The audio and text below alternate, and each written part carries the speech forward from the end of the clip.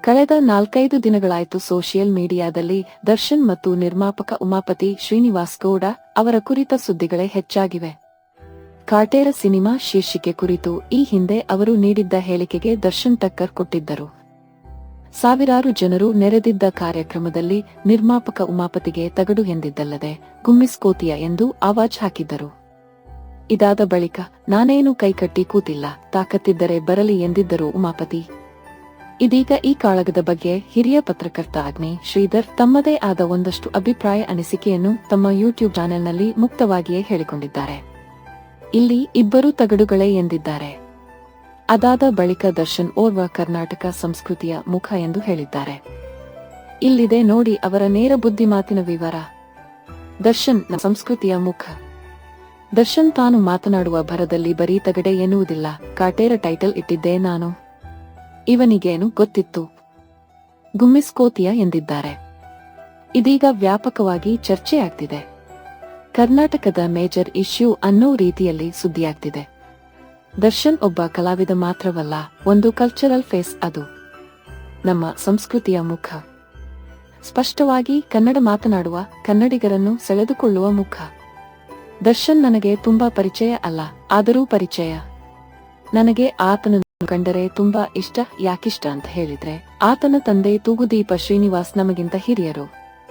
ಅವರು ಮತ್ತು ಶಕ್ತಿ ಪ್ರಸಾದ್ ನನ್ನನ್ನು ಬಹಳ ಇಷ್ಟಪಡುತ್ತಿದ್ದರು. ನೀನು ಸಿನಿಮಾಕ್ಕೆ ಬಾ, ಪಾತ್ರ ಮಾಡಬಹುದು ಎಂದು ಹೇಳುತ್ತಿದ್ದರು. ಈ ಮಾತನ್ನು ದರ್ಶನ್ ಮುಂದೆಯೂ ಹೇಳಿದ್ದೇನೆ. ನೀನು ನನ್ನ ಅಣ್ಣನ ಮಗ ಇದ್ದಂತೆ, ದೊಡ್ಡ ಅಣ್ಣನ ಮಗ. ತಪ್ಪು ಮಾತು ಆಡಬೇಡ, ಡ್ರಿಂಕ್ಸ್ ಕಡಿಮೆ ಮಾಡು ಎಂದಿದ್ದೆ. ಜನಪ್ರಿಯತೆ ಬೇರೆ, ಕೀರ್ತಿ ಬೇರೆ. ಕೀರ್ತಿಗೆ ಹೋಗು ಮಗನೇ ನಾನು ತುಂಬಾ ಹೇಳಿದ್ದೇನೆ.